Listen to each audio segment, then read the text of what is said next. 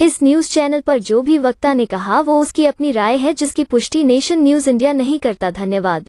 बादल सिंह बौद्ध जी, पूजनीय भांतेगण एवं मंचासीन समस्त अतिथिगण, हमारे समक्ष उपस्थित सभी भाइयों बहनों, उपासकों उपासिकाओं और भारत देश के समस्त नागरिकों,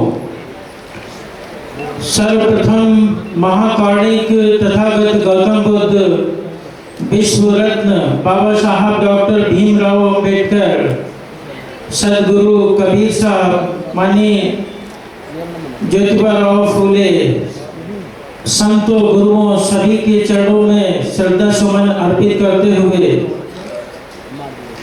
मैं RC Dhiman, assistant professor Kanpur, आपके सम्मुख भारत के संविधान के संबंध में और राष्ट्रीय बौद्ध महासभा के द्वारा दी गई जिम्मेदारी के संबंध में संक्षेप में बातचीत करूंगा।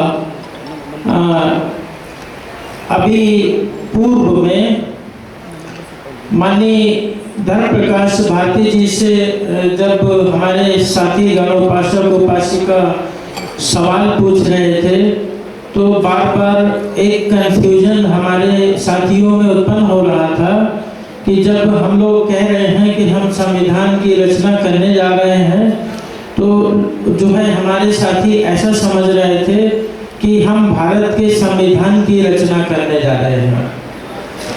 भारत के संविधान की रचना बहुत पहले ही 26 नवंबर 1949 को बाबा साहब डॉक्टर अंबेडकर जी के नेतृत्व में हो गई थी और उसे पार्लियामेंट द्वारा अंगीकृत अधिनियमित कर लिया गया था और वही संविधान हमेशा हमेशा भारत देश के अंदर चलता रहेगा। संविधान चलता रहेगा, उसमें हम लोग कोई भी इंटरफेयर नहीं करने जा रहे हैं, ना ही उसमें किसी भी प्रकार का बदलाव करने जा रहे हैं। बल्कि कोई भी संस्था होती है तो वो सोसाइटी रजिस्ट्रेशन एक्ट के अंतर्गत रजिस्टर्ड होती है। कोई भी ट्रस्ट होती है तो वो ट्रस्ट के अधिनियम के अंदर रजिस्टर्ड होती है। हम किसी भी संस्था को चलाने के लिए एक नियमावली बनाते हैं, कानून बनाते हैं, जिसे हम अपनी संस्था का संविधान कहते हैं। तो आज जो है धम्म संसद के अंदर जो जिम्मेदारी मुझे दी गई है, एक प्रारूप समिति बनाई गई है, उस प्रारूप समिति के माध्यम से मुझे राष्ट्रीय बौद्ध महासभा के अंतर्गत उद्देश्यों को पूर्ण करने के लिए, जो उद्देश्य को लेकर के माननीय धर्म प्रकाश भारती जी और अन्य पदाधिकारियों ने राष्ट्रीय बौद्ध महासभा की स्थापना की है, उसमें सबसे प्रमुख है उद्देश्य। हमारा उद्देश्य क्या है इस संस्था को बनाने का, और अपने उद्देश्यों की पूर्ति करने के लिए हम कौन कौन से तरीके अडॉप्ट करते हैं। तो उद्देशिका आप लोगों को दी गई है और उस उद्देशिका के अंदर वही सारे उद्देश्य हैं जो भारत के संविधान के अंदर बाबा साहब ने भारत की संविधान की उद्देशिका में रखे हैं। राष्ट्रीय बौद्ध महासभा की उद्देशिका में वो सब कुछ इंक्लूड है जो भारत के संविधान में है, लेकिन उसके अतिरिक्त जब हम बौद्ध धर्म की बात करते हैं तो बौद्ध धर्म का विकास कैसे हो, बौद्ध धर्म की विचारधारा कैसे जन जन तक पहुँचे, कैसे हमारा पर्सनल लॉज बने, इन सब बिंदुओं पर जो है विचार करने के लिए भी उद्देशिका में उद्देश्य को सुनिश्चित किया गया है। कैसे भारत में समता, स्वतंत्रता, बंधुता, न्याय वाली समाज की स्थापना की जाए, कैसे धर्म विहीन, जात विहीन, लिंग विहीन मानव में समता पैदा करी जाए। जैसा कि भारत के संविधान के संबंध में आप लोग जानते ही हैं, ज़्यादा समय न लेते हुए मैं यही कहना चाहूँगा कि भारत के संविधान के अंदर अनुच्छेद 15 में साफ साफ लिखा हुआ है, बाबा साहब ने लिखा हुआ है कि धर्म, मूल, वंश, जातीय, जन्म स्थान इत्यादि के आधार पर होने वाले भेदभाव को स्टेट रोकेगा। यानी कि जो सुपरमेसी ऑफ द कास्ट, जाति की सर्वोच्चता का सिद्धांत विभिन्न धर्मों में है, वो जाति की सर्वोच्चता का सिद्धांत बुद्ध के धम्म में नहीं है। कोई साथी कह रहे थे कि क्या जाटवों के अलावा और कोई बौद्ध धर्म नहीं ग्रहण करेगा। अगर आप बुद्ध के धम्म में आने के बाद भी सुपरमेसी ऑफ द कास्ट, जाति की सर्वोच्चता के सिद्धांत को मानते हैं और ऊंच और नीच बनाने वाली जातियों के अंदर बने हुए हैं, तो फिर आप वास्तव में बुद्ध के सिद्धांत को अभी तक समझ ही नहीं पाए हैं। बुद्ध के धम्म में जातियां हैं ही नहीं। अगर बुद्ध के धम्म में हम जातियां लेकर के आते हैं तो बुद्ध का धम्म भी सुपरमेसी ऑफ द कास्ट यानी अन्य धर्मों की तरीके से हो जाएगा, जैसा कि अन्य धर्म है। कोई ऊंचा है, कोई नीचा है, नाना प्रकार की जो विसंगतियां दूसरे धर्मों में हैं वो इस धर्म में भी आ जाएंगी।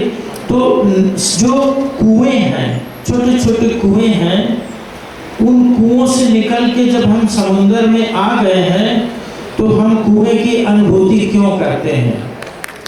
हम कुएं की अनुभूति क्यों करते हैं जब हम समुद्र में आ गए हैं? बुद्ध का धर्म मानवतावादी है, ईश्वरवादी नहीं है। इसमें ईश्वर नहीं है, इसमें अनुसरण का सिद्धांत नहीं है। तो इसलिए जब हम बुद्ध के धम्म में हैं तो हमको अपने दिमाग के अंदर कोरी, चमार, भंगी, पासी, तेली, तमौली, अहिर, गरड़िया इन सब जातियों का एग्जिस्टेंस यानी अस्तित्व मिटा देना है। हमें रिमूव कर देना है कि हम कोरी हैं, हमको रिमूव कर देना है कि हम चमार हैं। जब बुद्ध के धम्म में आ गए हैं तो आप समुद्र में आ गए हैं। अब कुएं की बात मत करिए, अब जातियों की बात नहीं करिए, क्योंकि बाबा साहब जात विहीन, वर्ग विहीन समाज बनाना चाहते थे, इसीलिए उन्होंने बुद्ध के धर्मों को अडॉप्ट किया। कितनी स्टडी करी सभी धर्मों की, और उन सभी धर्मों में विसंगतियां जब थी तब उन्होंने बुद्ध के धर्मों को अडॉप्ट किया, क्योंकि यहाँ पे जातियां नाम की चीज नहीं है। तो ये बहुत बड़ी मिस्टेक हो रही है। आप सभी लोगों से मैं यही आग्रह करूंगा कि आज से आप अपने आप को मानव मानिए, और मानवतावादी दृष्टिकोण को हमें भारत में इस्टेब्लिश करना है। जाति विहीन, वर्ग विहीन समाज की स्थापना के लक्ष्य को लेकर के हम लोग बढ़ रहे हैं, और राष्ट्रीय बौद्ध महासभा का अन्य उद्देश्यों में ये भी एक उद्देश्य है। ज़्यादा समय न लेते हुए हमारे जो है बात भी बहुत विद्वान वक्तागण हैं, लेकिन मैं ये बात कहते हुए जो है आपका थोड़ा सा समय लूँगा कि जो राष्ट्रीय बौद्ध महासभा के द्वारा मुझे ड्राफ्टिंग कमेटी के का चेयरपर्सन के रूप में बनाया गया है, और मुझे राष्ट्रीय बौद्ध महासभा के अंदर जो बायलॉज लिखना है उसमें जो सलाह देनी है लीगल वे में, उसको मैं पूरी जिम्मेदारी से समयबद्ध तरीके से पूरा करने का इस मंच के माध्यम से आप सभी लोगों को और हमारे सभी पदाधिकारियों को आश्वासन देता हूं कि जो मैंने अध्ययन किया है और जो भी मेरे पास वैदिक ज्ञान है उसका मैं पूरा उपयोग करूंगा। इसके साथ ही मैं आप सभी लोगों से एक निवेदन और करना चाहूँगा कि ये जो ड्राफ्टिंग कमेटी बनाई गई है इसमें आप लोग के अमूल्य सुझाव आमंत्रित है, क्योंकि एक अकेला चना भार नहीं फोड़ सकता ऐसा कहा जाता है और ये बिल्कुल सही बात है। इसलिए आप सबके अमूल्य सुझाव ड्राफ्टिंग कमेटी आमंत्रित करती है।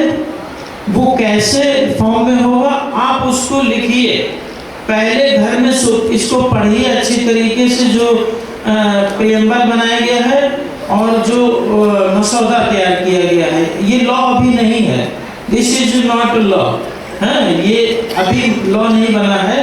ये पहले ड्राफ्टिंग कमेटी एक ड्राफ्ट तैयार करेगी, मसौदा बन गया है, इसमें लीगलिटी डाली जाएगी, डालने के बाद ये पास होगा सदन में। जब ये पास हो जाएगा बहुमत से तो ये विधि का रूप धारण कर लेगा और फिर इसी विधि के अंतर्गत ये आरबीएम चलेगा। तो जरूरी है कि आप भारत देश के कोने कोने से आए हुए वे सभी महत्वपूर्ण व्यक्ति हैं जिनके बुद्धि बल से, जिनके सुझाव से जो है ड्राफ्टिंग कमेटी अपना काम जो है जिम्मेदारी से करने में कामयाब होगी। आपका सुझाव आमंत्रित है। ड्राफ्टिंग कमेटी के द्वारा जो है एक फ़ोन नंबर दिया जाएगा, ईमेल भी दिया जाएगा, एक के अतिरिक्त भी जो है आपको नंबर दिया जाएगा। आप अपने ड्राफ्ट को पढ़िए, पढ़ने के बाद जो है जो भी आपको सुझाव समझ में आता है उसको लिखिए। पॉइंट बिंदु संख्या इतने इतने के अंतर्गत यह है सुझाव प्रेषित है, और उसको पूरा लिख करके और स्कैन करके व्हाट्सएप पे भेज सकते हैं, मेल पे भी भेज सकते हैं। इसके लिए हम लोग एक ईमेल आईडी जनरेट कर लेंगे ड्राफ्टिंग कमेटी के लिए, और जो है इसका एक ग्रुप भी बनेगा, उस ग्रुप में भी आप अपने सुझाव दे सकते हैं। तो आप सभी लोग इसे फाइनल ड्राफ्ट मत समझिएगा, ये जो है एक चैलेंजिंग वर्क है। जितनी बढ़िया जो है हमारी बायलॉज होगा उतनी सुचारू रूप से ये राष्ट्रीय बौद्ध महासभा आगे जाके काम करेगी। तो ये एक बड़ा जिम्मेदारी का काम है, इसको हम लोग समय रहते पूरा करेंगे। बाकी बचा संविधान की बात।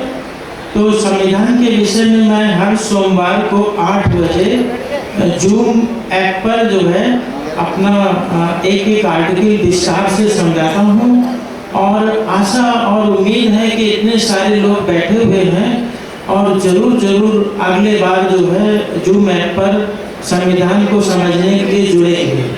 संविधान को पढ़ना क्यों जरूरी है?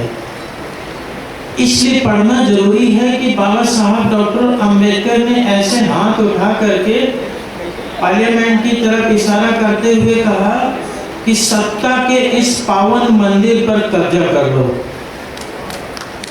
सत्ता के इस पावन मंदिर पे कब्जा कर लो, आपकी सारी समस्याओं का समाधान यहाँ से होगा।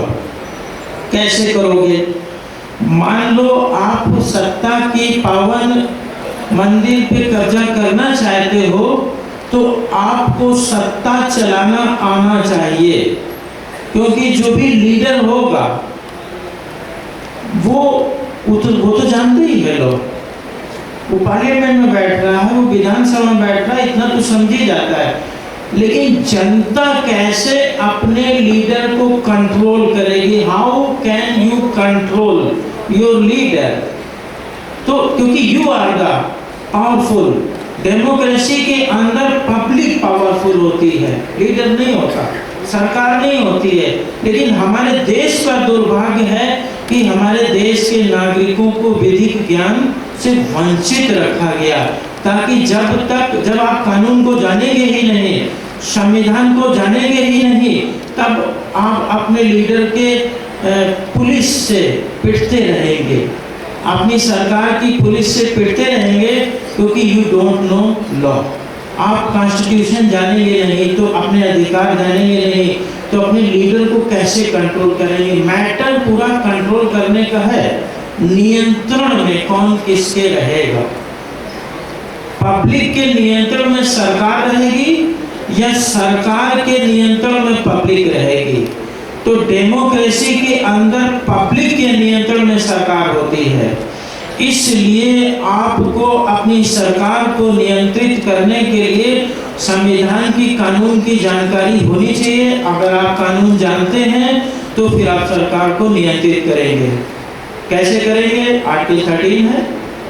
सरकार कोई गलत कानून बनाती है संविधान के विरोध में, तो आर्टिकल 13 के माध्यम से उसके कानून को आप सुप्रीम कोर्ट में चैलेंज कर सकते हैं। लेकिन आपको मालूम होगा तभी तो करेंगे।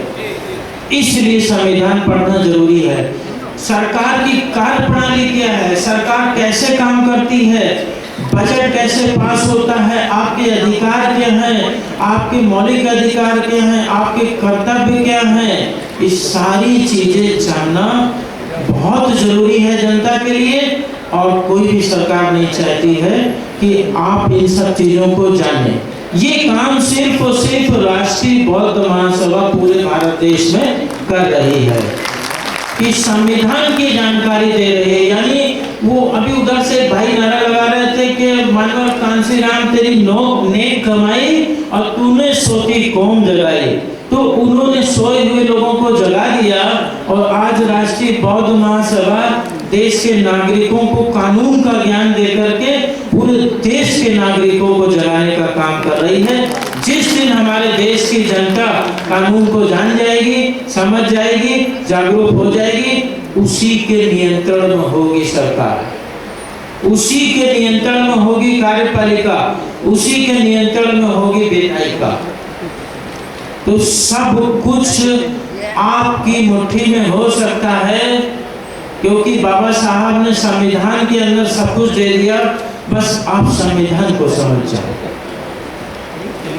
मैं अपनी बात खत्म करने से पूर्व संविधान की प्रस्तावना को आप लोगों को पढ़वाऊंगा ताकि संविधान के उद्देश्य क्या है ये आप लोग समझ जाएं। तो ज़्यादा कुछ नहीं कहूँगा, समय का अभाव है। आपको ये संविधान की किताब लेकर आगे बढ़ना है। ना तोप लेके चलना है, ना गन लेके चलना है, ना लाठी लेके चलना है, ना बल लेके चलना है। आपके हाथ में किताब है, आप बहुत सर्वशक्तिमान हैं। दूसरे हाथ में आपको अपने बुद्ध के धम्म की बुक लेके चलना। अगर ये दो किताबें लेके आप बढ़ते हैं तो आपका कोई बाल बाका भी नहीं कर सकता है। क्यों? क्योंकि इस किताब के अंदर आपके सारे अधिकार दिए हुए हैं। तो मैं संविधान के विषय में जो प्रेमल है उसका पाठ करवाऊंगा। आप लोग अपने अपने स्थान से खड़े होकर के और एक हाथ आगे करके आप लोग बोलेंगे जो मैं बोलूँगा। और भाई जो मीडिया कर्मी हैं चारों तरफ रिकॉर्ड कर लेंगे ताकि जो है वो बता सकें देश के नागरिकों को कि हम लोग जो है संविधानवादी हैं।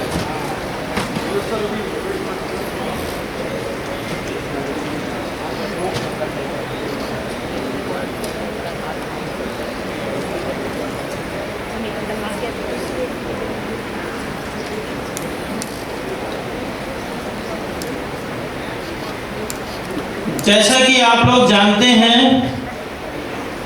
भारत के संविधान को 26 नवंबर 1949 को हम लोगों ने अंगीकृत अधिनियमित किया है।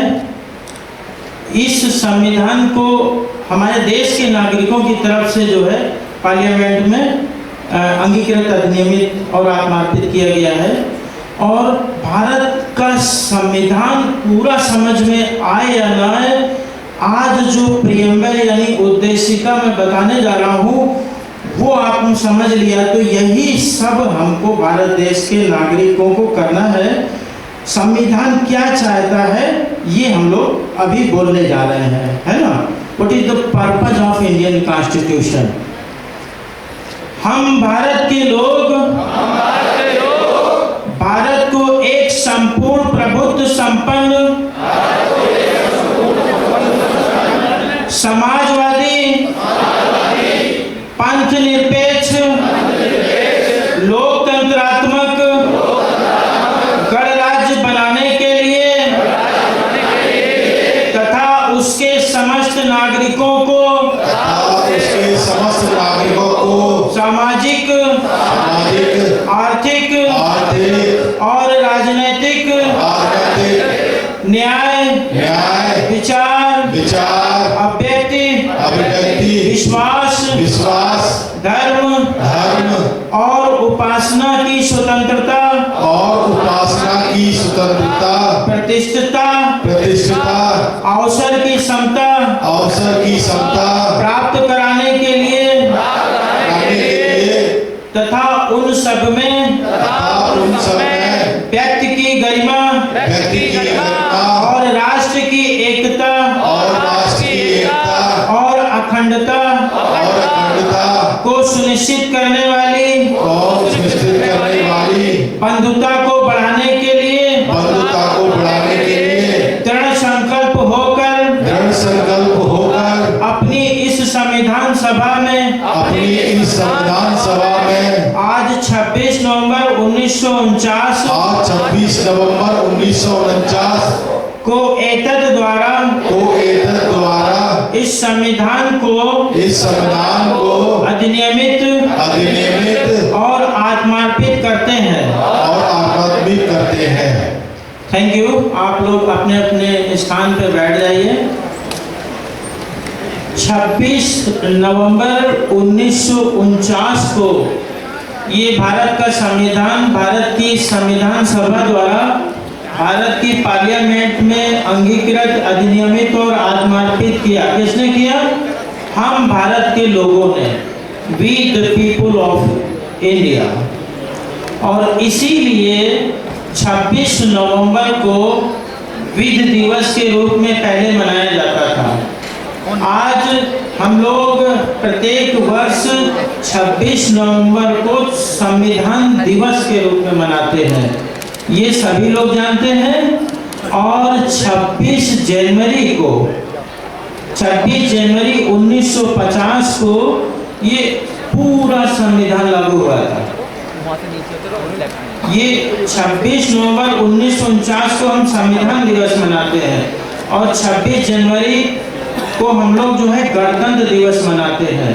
गणतंत्र का मतलब होता है कि ऐसा देश जहां पर वंशानुगत शासन ना हो, एक वंश का शासन ना हो। जैसे गुलाम वंश चला रहा था, लोधी वंश। तो भारत देश में जब 26 जनवरी 1950 से आज तक क्या किसी एक जाति एक वंश का शासन नहीं चल रहा है? क्या हम वास्तव में रिपब्लिक हो पाए हैं? नहीं हो पाए हैं। तो बहुत सारे उद्देश्यों को पूरा करना है आरबीएम के माध्यम से। धीरे धीरे हम अपने लक्ष्यों को पूरा करते चले जाएंगे और नए नए उद्देश्यों का हम लोग सृजन करेंगे। निश्चित रूप से आप लोग जो है राष्ट्रीय बौद्ध महासभा के द्वारा निश्चित किए गए उद्देश्यों को पूरा करने में अपना तन मन धन से सहयोग करेंगे। अगर ये सभी लोग भारत देश के कोने कोने में जा करके जिम्मेदारी से काम करना चालू कर दें तो ज़्यादा समय नहीं लगेगा। जैसे माननीय धर्म प्रकाश भारती जी ने कहा है 25 साल का लक्ष्य है, उसमें पूरा हो जाएगा। कार्ल मार्क्स की जब डेथ हुई थी तो उसके पास सिर्फ 5 या 7 लोग थे डेड बॉडी के पास, और उन 5-7 लोगों ने जो है यह सौगंध खाई थी कि कार्ल मार्क्स की विचारधारा को हम जन जन तक पहुंचाएंगे। आज कार्ल मार्क्स की विचारधारा पूरी दुनिया में है और बाबा साहब की विचारधारा को आप सब लोग मिलकर पहुंचा सकते हैं। कार्ल मार्क्स के जो अनुयायी थे उनसे ज़्यादा संख्या है आज हमारे पास। उनको मैं 3 बार वंदन करता हूँ। बोधिसत्व परम पूज्य डॉक्टर बाबा साहब अम्बेडकर इनको भी मैं वंदन करता हूँ, जिनके कारण बहुजन समाज का उत्थान हुआ। ऐसे सभी बहुजन महापुरुषों को भी मैं अभिवादन करता हूँ, श्रद्धासुमन अर्पित करता हूँ। आज पूज्य भंते जी महास्थवीर ज्ञानेश्वर जी का जो हमें मार्गदर्शन भी मिला, उनकी उपस्थिति का लाभ मिला और राष्ट्रीय बौद्ध महासभा के माध्यम से उन्हें सम्मानित भी किया गया, उन्हें भी मैं वंदन करता हूँ। इसी तरह से मंच पर आसीन पूज्य भिक्षु संघ को भी मैं वंदन करता हूँ। आज के इस कार्यक्रम की अध्यक्षता कर रहे हैं आदरणीय धर्म प्रकाश भारती साहब, मंच पर आसीन और भी अन्य हमारे सभी सम्मानित पदाधिकारीगण, कार्यक्रम में आए हुए सभी सम्मानित उपासक बंधुओं, आदरणीय उपासिकाएं, आप सभी को मैं सादर जय भीम प्रेषित करता हूँ। आज बहुत सी चीज़ों को लेकर ये राष्ट्रीय स्तर का ये कार्यक्रम सूर्य सदन में आयोजित किया गया है, जिसमें एक तो राष्ट्रीय बौद्ध महासभा का जो संविधान बनना है या जो नियमावली बननी है, उसको संक्षिप्त रूप से आप सभी के सामने प्रस्तुत किया गया है। दूसरा विषय भी रखा गया है कि जो संपन्न लोग हैं, जो सुशिक्षित लोग हैं या जो ऊंची पहुंच वाले लोग हैं, जो बड़ी बड़ी जगह पर बैठे हुए हैं, ऐसे लोगों की निष्क्रियता की वजह से हमें क्या नुकसान होते हैं। तीसरी बात ऐसी है कि 15 मार्च का भी इसमें समावेश है, 18 मार्च को लेकर भी बातें हैं। 15 मार्च का जो संबंध है वो माननीय साहब कांसीराम जी से है और 18 मार्च का जो भाषण बड़ा मशहूर है बाबा साहब अम्बेडकर का, तो उसका संबंध बाबा साहब अम्बेडकर से है। संविधान को लेकर जैसे कानून के हमारे जानकार हैं धीमान साहब, उन्होंने भी बहुत अच्छी बातें रखी, लेकिन और हम हमेशा अपील करते हैं कि संविधान जो है बहुत ही सर्वश्रेष्ठ बना हुआ है और अभी हमने जो प्रस्तावना है उसका वाचन भी किया है, हाथ को एक प्रकार से हमने शपथ ग्रहण किया है। कभी हमारा ये विचार या हमारे मन में ये विचार नहीं आता है कि हम बाबा साहब अम्बेडकर को इतनी श्रद्धा से देखते हैं या मानते हैं, उनके संविधान को मानते हैं, लेकिन संविधान धीरे धीरे धीरे धीरे पतन की ओर क्यों जा रहा है, या हम ऐसा क्यों महसूस करते हैं कि संविधान खतरे में है या लोकतंत्र खतरे में है। इस पर हम लोग कभी विचार नहीं करते हैं। जो लोग संविधान को खत्म करना चाहते हैं या उसको कमजोर करना चाहते हैं, तो वो तो अपनी जिम्मेदारी बखूबी निभा रहे हैं। बाबा साहब अम्बेडकर ने कहा कि कोई संविधान कितना भी अच्छा क्यों ना हो, लेकिन उसको चलाने वाले यदि अच्छे नहीं हैं तो अच्छा संविधान भी कमजोर साबित हो जाएगा, गलत साबित हो जाएगा या वो अपना महत्व खो देगा। लेकिन यदि उसको चलाने वाले अच्छे लोग होंगे तो यदि बुरा भी होगा संविधान तो वो अच्छा साबित हो जाएगा। अब इसमें दो तरह के लोग हैं इस देश में कि इस संविधान को सफल बनाने की जिम्मेदारी किन लोगों की है। तो जो सदन में बैठे हुए हैं, जो सूर्य सदन में बैठे हुए लोग हैं, या जो अपने आप को इस देश में अम्बेडकरवादी कहते हैं, या जो इस देश में अपने आप को बुद्धिस्ट कहते हैं, उनकी ये जिम्मेदारी बनती थी कि वो अपने इस संविधान को कामयाब बनाने के लिए अपनी जान की बाजी लगा देते। लेकिन यदि प्रतिशत निकाला जाए कि कितने अम्बेडकरवादी हैं या कितने बुद्धिस्ट लोग हैं जो अपने संविधान को, जैसा कि हमने अभी संविधान की प्रस्तावना के अंत में कहा कि एतद द्वारा मैं इस संविधान को अंगीकृत भी करता हूं, अधिनियमित भी करता हूं और आत्मान्वित भी करता हूं। कोई करे न करे, लेकिन मैं इसे आत्मार्पित करता हूं, अंतर मन से स्वीकार करता हूं। लेकिन कितने प्रतिशत अम्बेडकरवादी इस देश में हैं जिन्होंने इस देश के संविधान को आत्मान्वित किया है, तो उसका प्रतिशत निकलेगा 0। यदि हम उसके कानून की जो व्याख्या तो कानून के जानकार करेंगे, लेकिन छोटी छोटी बातों की ओर भी आप देखोगे कि क्या नौकरी पेशा लोगों ने अपनी नौकरी ईमानदारी से किया, क्या राजनेताओं ने अपना जो जिम्मेदारी है वो ईमानदारी से किया, क्या गृहस्थ लोगों ने अपनी जिम्मेदारी का निर्वहन किया ईमानदारी से, तो उसका परसेंट यदि हम निकालेंगे तो वो 0% होता है। और हम बात किस बात की कर रहे हैं कि हमारा संविधान खतरे में है और जो ब्राह्मणवादी ताकतें हैं वो हमारे संविधान को कमजोर करना चाहते हैं। बाबा साहब अम्बेडकर ने एक महान ग्रंथ लिखा था, क्रांति और प्रतिक्रांति। क्रांति और प्रतिक्रांति की लड़ाई हजारों साल से चली आ रही है, हजारों साल तक चलती रहेगी। तो जो क्रांति है, जिसको इस क्रांति को सफल बनाना है, उनकी क्या जिम्मेदारी है? प्रतिक्रांति जो है, उस प्रतिक्रांति को जिनको सफल बनाना है, उनकी क्या जिम्मेदारी है? तो वो अपनी जिम्मेदारी को बखूबी निभाते चले आ रहे हैं।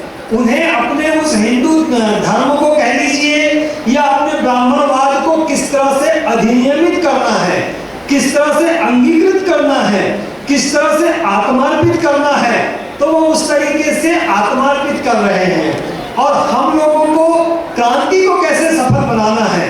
बुद्ध की कितनी बड़ी विरासत थी।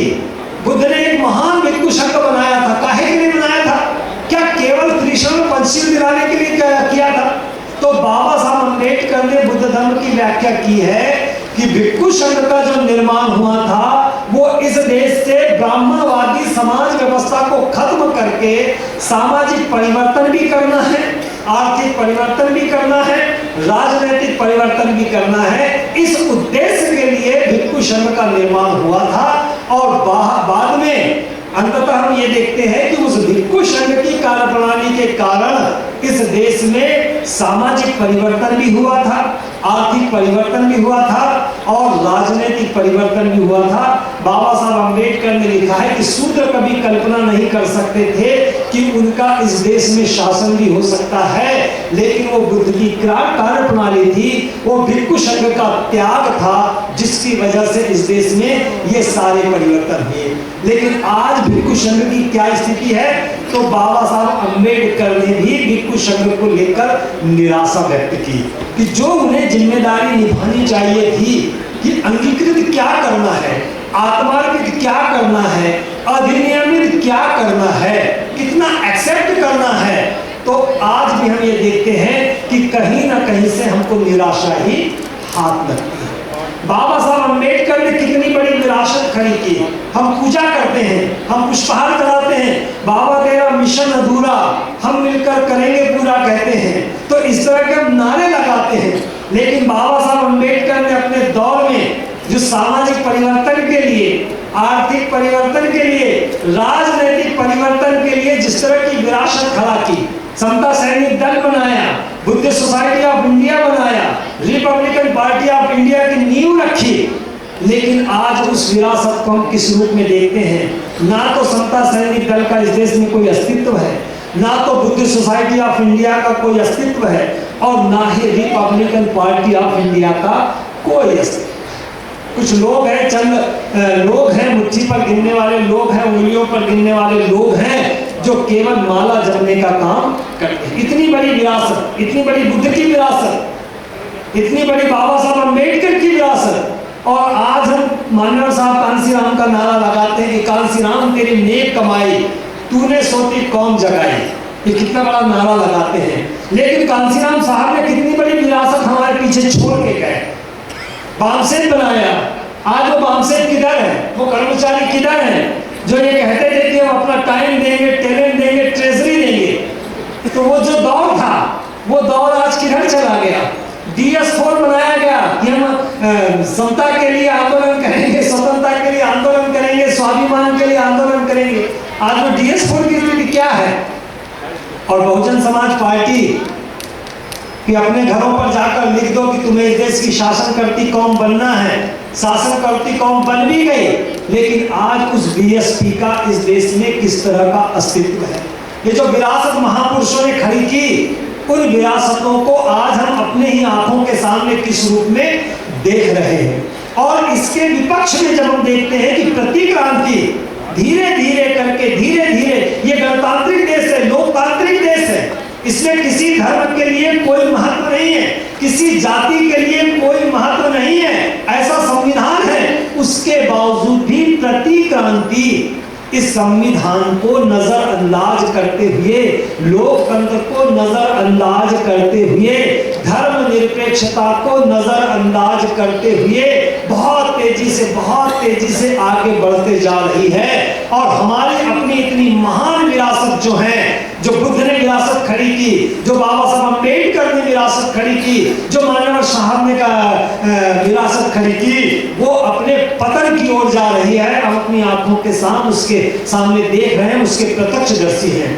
तो इसमें जो बात सामने आती है कि प्रतिक्रांति क्यों आगे बढ़ते जा रही है, वो इसलिए बढ़ते जा रही है कि प्रतिक्रांति ने ऐसे लोगों का चुनाव किया है, प्रतिक्रांति ने ऐसे लोगों का चुनाव किया है जो सही रूप से उस हिंदू फिलॉसफी को या अपनी प्रतिक्रांति को या अपने ब्राह्मणवाद को अंगीकृत करते हैं, आत्मार्पित करते हैं, अधिनियमित करते हैं, अपने जीवन को अर्पित करते हैं, अपने जीवन की बलि चढ़ाते हैं कि हमें चाहे जो हो जाए, हम इस हिंदू राष्ट्र को बनाकर ही रहेंगे। लेकिन हम केवल एक उत्सव के रूप में आयोजन करते हैं। मान लो सूर्य सदन का ये कार्यक्रम है, तो हमारे लिए एक उत्सव का आयोजन है कि चलो राष्ट्रीय स्तर का कार्यक्रम है, हम जाएंगे, कुछ भाषण सुनेंगे, कुछ मजा आएगा, खाना पीना होगा, रुकने की व्यवस्था होगी, फिर घर जाएंगे और घर जाके फिर हम इस कार्यक्रम का 5-6 साल तक जिक्र करेंगे कि सूर्य सदन का जो कार्यक्रम हुआ था बहुत ही जोरदार हुआ था।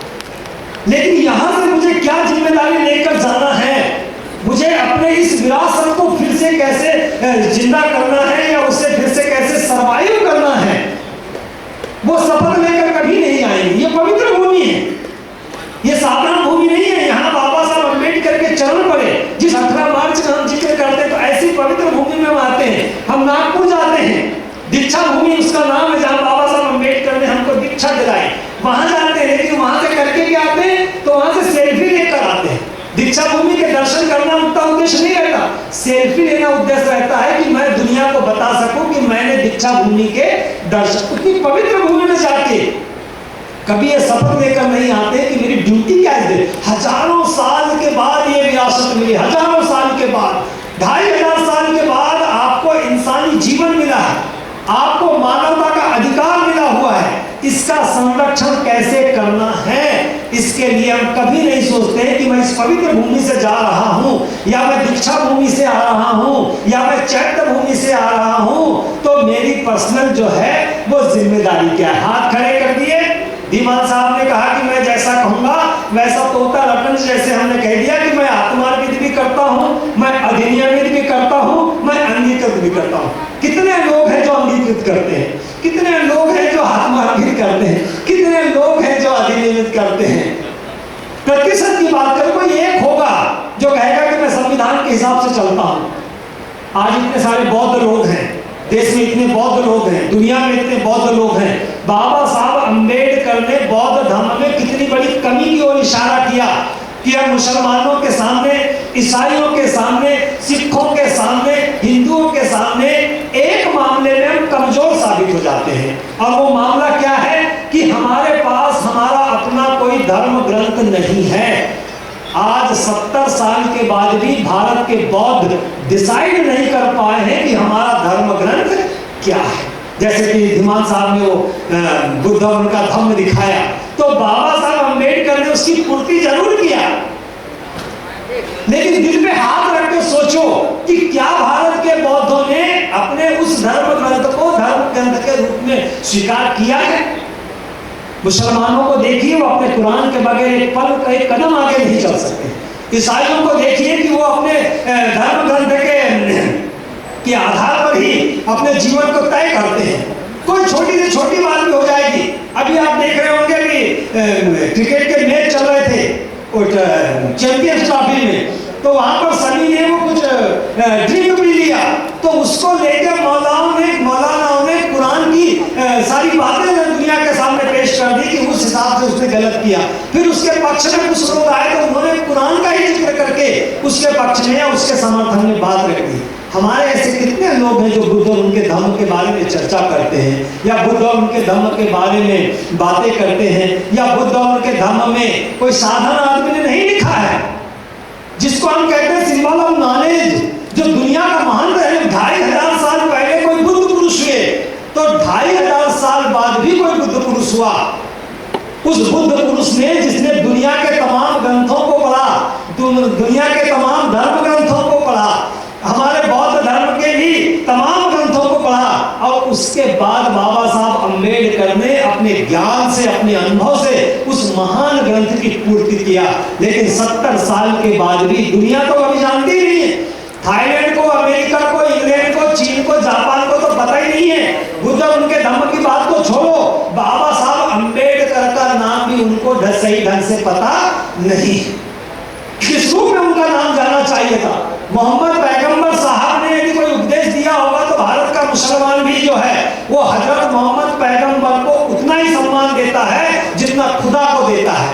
लेकिन बाबा साहब अम्बेडकर को क्या हम बुद्ध के बराबर का सम्मान आज दे पाए हैं, या दुनिया तक ये संदेश पहुंचा पाए हैं कि ये बाबा साहब अम्बेडकर कोई साधारण पुरुष नहीं थे और इन्होंने बुद्ध धर्म को किस तरीके से दुनिया के सामने प्रस्तुत किया है? तो महत्वपूर्ण बात क्या है? महत्वपूर्ण बात यह है कि प्रतिक्रांति यदि आगे बढ़ती जा रही है तो केवल नारे लगाने से नहीं बढ़ रही है, केवल सूर सदन में जमा होने से नहीं बढ़ रही है। एक एक कार्यकर्ता का चुनाव, एक एक पदाधिकारी का चुनाव, और उनका एक एक पदाधिकारी, एक एक कार्यकर्ता जो है वो सही में अपनी उस फिलॉसफी को या अपनी जिम्मेदारी को अंगीकृत भी करता है, आत्मार्पित भी करता है, अधिनियमित भी करता है, जी जान से लगा हुआ है। आप जिस आरएसएस की बात करते हैं तो आरएसएस को पहले आप समझ लीजिए, केवल नाम लेने से काम नहीं चलेगा। उनके दर्शन को समझ लीजिए, उनकी कार्य प्रणाली को समझ लीजिए, मोहन भागवत के स्पीचेस सुनिए, दत्तोपंत ठेंगड़ी के स्पीचेस सुनिए, दत्तात्रेय हौसले के स्पीचेस सुनिए, तब आपको समझ में आएगा कि उन्होंने कितनी कुर्बानियां दी है, एक एक कार्यकर्ता ने कितनी कुर्बानियां दी है। हम समिति बना भी लेंगे, कुर्सी पे बैठे रहेंगे, 3 साल पूरे हो जाएंगे, हमको हटा दिया जाएगा कि निकम्मा था, ये काम नहीं कर रहा था। लेकिन जिसको वो जिम्मेदारी मिली है, क्या वो अपनी जिम्मेदारी को उस तरीके से निभा रहा है? उसको खुद ही इस बात का एहसास होना चाहिए कि मुझे हजारों साल के बाद ये मानवता का अधिकार मिला है, तो मैं अपने संविधान की रक्षा के लिए, अपने लोकतंत्र की रक्षा के लिए, अपने संविधान की रक्षा के लिए, अपने बौद्ध धर्म की रक्षा के लिए, या मानवता के कल्याण के लिए यदि मुझे ये मौका मिला है तो उस मौके का मैं भरपूर फायदा उठाकर, ये जो मौका मिला है उस मौके का भरपूर फायदा उठाकर, जैसे इतिहास का बाबा साहब अम्बेडकर ने जिक्र किया ना भीमा कोरेगांव युद्ध का, कि 500 महार सैनिकों ने 28,000 पेशवाई सैनिकों को खत्म किया और युद्ध जीता। तो उसका मतलब क्या है कि वो 500 महान सैनिकों को मौका मिला था कि यही एक मौका है, यदि हम इस युद्ध को जीत गए तो हम इतिहास बदल देंगे। हमको भी 1950 के बाद से मौका मिला है, लेकिन क्या हम भीमा कोरेगांव से सबक लेते हैं? नहीं लेते। हम इतिहास जरूर बता देंगे मंच पे आके, क्योंकि हम स्टडी करके आते हैं, होमवर्क करके आते हैं कि मुझे आज कार्यक्रम की अध्यक्षता करना है, मैं आज मुख्य अतिथि हूँ, मैं आज विशेष अतिथि हूँ, मुझे भी 2 शब्द बोलने का मौका मिलेगा, तो मैं फिर थोड़ा सा होमवर्क करके आता हूँ कि भीमा कोरेगांव पे क्या बोलना है, या संविधान पे क्या बोलना है, या बौद्ध धर्म पे क्या बोलना है। इससे काम चलने वाला नहीं है। हजारों साल के बाद ये मौका मिला है, कहीं ये बाजी हाथ से निकल ना जाए। कई मैं युवाओं को देखता हूँ, खासकर जब भी जहाँ पर भी लोकल के प्रोग्राम होते हैं, मान लो यहाँ का प्रोग्राम है तो यहाँ के कुछ स्मार्ट लोग सामने आ जाएंगे, वो आजू बाजू इस तरह से घूमते फिरेंगे, वो ये कोशिश करते हैं कि हमको सब देखना चाहिए। ग्वालियर में आप करो, भोपाल में करो, नागपुर में करो, मुंबई में करो, तो वहाँ के लोकल के कुछ स्मार्ट लोग जो हैं अपनी उपस्थिति दर्ज कराने के लिए आते हैं। उन्हें इस बात का एहसास नहीं कि तुम कौन हो, तुम किस वर्ग से आते हो, तुम कितने स्मार्ट बन सकते हो, तुम उन लोगों के सामने क्या हो जिनके हाथ में 5000 साल से शिक्षा थी, 5000 साल से शिक्षा, और आज भी वो शिक्षा के मामले में सबसे आगे हैं। आप पढ़ाई लिखाई का देखो, कॉलेज के रिजल्ट देखो, यूनिवर्सिटीज के रिजल्ट देखो, नीट के रिजल्ट देखो, AIEEE के रिजल्ट देखो, हमारी पोजीशन क्या है, उनकी पोजीशन क्या है। तो आज कितने भी आप कितना स्मार्ट बनोगे, स्मार्ट बनने से काम नहीं चलेगा। आपका त्याग, आपका समर्पण, आपकी चाहत, आप कितना अपना योगदान देना चाहते हैं, यदि हम ये सीख कर चले गए और ऐसी खासकर ऐसी पवित्र भूमि जहां जहां बाबा साहब अम्बेडकर के चरण पड़े, माननीय साहब कांसीराम साहब के चरण पड़े, तथागत गौतम बुद्ध तो इस उत्तर प्रदेश के ही है, उनकी कर्म भूमि रही है। तो ऐसी पवित्र भूमियों से जब हम जाते हैं तो केवल एंजॉय करने के लिए आए हैं और चले जाएंगे, इससे काम चलने वाला नहीं है। आज आदरणीय धर्मप्रकाश भारती जी के नेतृत्व में एक विरासत खड़ी हो रही है, जिसको हम कह रहे हैं ना, राष्ट्रीय बौद्ध महासभा, धम्म सेवक संघ, सामाजिक न्याय परिषद। तो कहीं हम इसका भी वैसा ही हसरना बना दे जैसा हमने SSD का या RPI का या बुद्धिस्ट सोसाइटी का किया है, या बामसेव का जो हम अस्तित्व देख रहे हैं, या DS4 का जो अस्तित्व देख रहे हैं, या BSP का जो अस्तित्व देख रहे हैं। कहीं ऐसी ही स्थिति बाद में हमारी इन संस्थाओं की भी ना हो जाए और आने वाली पीढ़ी, जैसे हम कहेंगे कि बुद्ध की विरासत को हमने खो दिया, बाबा साहब की विरासत को हमने, तो दोस्तों कहीं ना कहीं उस दौर के लोगों पे भी जाता है, या कांसीराम साहब की विरासत को खो दिया, तो कहीं ये जो राष्ट्रीय बौद्ध महासभा की विरासत हम तैयार कर रहे हैं या देश भर में खड़ा कर रहे हैं, तो कहीं ये विरासत भी जो है बाद में दम तोड़ने ना लग जाए। तो इसके लिए हम सभी लोग जो हैं अपनी अपनी जिम्मेदारी कितनी बेहतर तरीके से निभा सकते हैं। जब धीमान साहब ने कहा कि मुझे कानून पढ़ाने का या संविधान पढ़ाने की जिम्मेदारी है या इसके बायलॉज बनाने की भी जिम्मेदारी है, मैं अपनी जिम्मेदारी पूरी ईमानदारी के साथ निभाऊंगा। मैं राष्ट्रीय आचार्य हूँ, मुझे केडर कैंप लेने की जिम्मेदारी है।